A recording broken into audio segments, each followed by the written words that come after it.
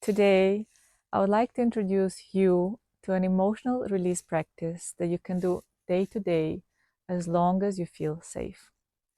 This practice gives the permission to your body to express wherever it wants and that has been held down. It's important to realize that our bodies have really more wisdom than any philosophy. Our bodies remember the trauma that happened to us when we couldn't speak yet, the trauma that has been so fragmented that we cannot recollect, or the trauma that has happened to already the generations before us, like our grandma, our grandpas, our moms, and our dads. This practice is called moving what you're feeling. And it's not the same as moving in order to feel. Who is it for? It is for those of you who are too much in your head, working with the computer a lot and not moving. It is for those of you who want to express but don't feel like they can. Or for those of you who have energy stuck somewhere in the body and you want to move it. And there are 5 important aspects to this practice. The first one, and I would say the most important one, is to find a safe space.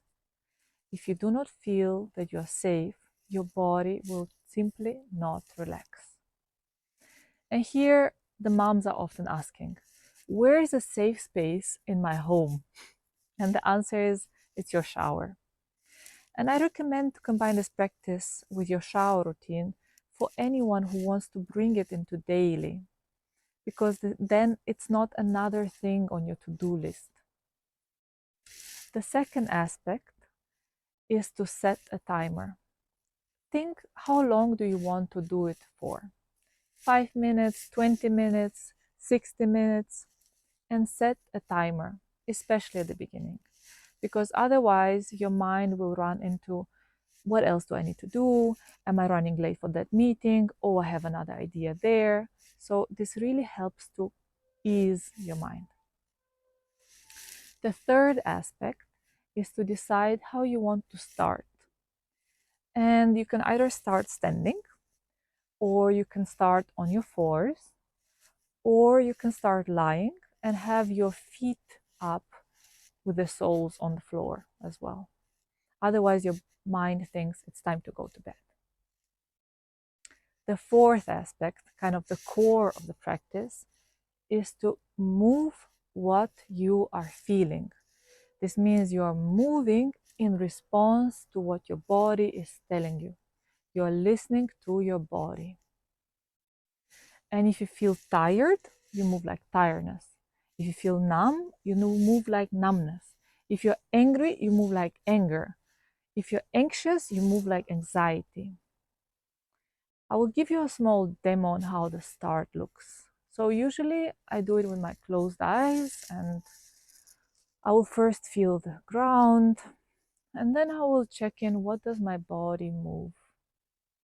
And today, for example, I feel like my left side is bigger, so I somehow want to bring the right side higher.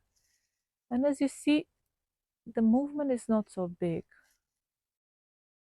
And now that I have done it for a few times, I feel like I need to ground even more. So I feel like I need to bend my knees even more. And so the more you're listening to your body and allowing for the signals to come through, the emotions will come up. And as emotions come up, you might not feel safe, because these are emotions that you kept inside of you for a reason. But remind yourself, there are 3 ways in which you can move what you're feeling. It's either through breath, it's either through sound, or through actual movement. The more you trust your body, the more it will come out. And the more it comes out in such a session, the more you will be able to integrate in your real life, and the less you will bottle down in your real life. And the 5th aspect, which is very important, especially for long sessions that are 20 minutes or longer, is to give yourself integration time. If a session is 20 minutes, usually it already allows for quite a lot to come up from the subconscious. And most likely you want to have for yourself 2-3 minutes where you can just lie and feel the breath, feel the room, and slowly come back to the normal life. I often get asked these 5 questions. They don't have a clear answer. So I'll give you my thoughts in order for you to make up your mind. The first one is, how long should such a session be? My first time session was 50 minutes. And when I heard 50, I thought to myself, what the hell? But the more you will experience with this practice, the more you will see that it takes time for the unconscious to really show ourselves what is important. So you can choose to do it as short as 3 minutes because it still puts you in contact with your body. Or when you have more time, set aside 20 minutes, 30 minutes, an hour, and you will see the different qualities that it can bring out. The second question is, how often should I do it? And I recommend to start for 7 days with doing it at least in the shower. And then the question hopefully will change from how long should I do it for to I want to make space in my calendar for this session for 20 minutes because I know it does me well. The third aspect is music or no music. And here it really depends where you are. If you find it difficult to really feel inside of you, maybe choose a song that fits the mood and use it as a conducive element for showing up what you feel. However, in long run, most likely you will want to avoid music because music gives us an impulse in which direction to move, and we want to fully listen to ourselves. And then the question is, what about other props? Can I use pillows or other things? And the answer is yes, definitely, especially depending on what emotion you want to show. So if you feel like you want to go into the anger, you will need most likely pillows or something that you can hit without really hurting yourself and hurting the environment. And last but not least, I often get to hear, is this really emotional release? I've seen videos of people like coming out of their bodies, waving and uncontrollably, crying uncontrollably, shouting uncontrollably. And the answer is yes, this is emotional release. And what you have seen is an effort, or it's the outcome of long sessions before that you do not see.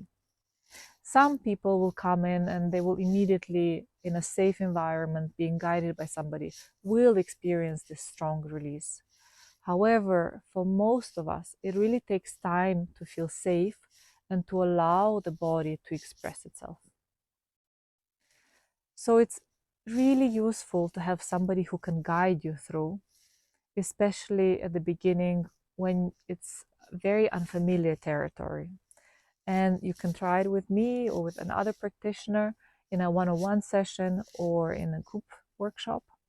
And our next group workshop is for women only, where we experience the pleasure of being alive through sound, breath, and movement. We will use a similar practice to the one described, but that has much more potential because it's done in a group setting. So I hope to see you there.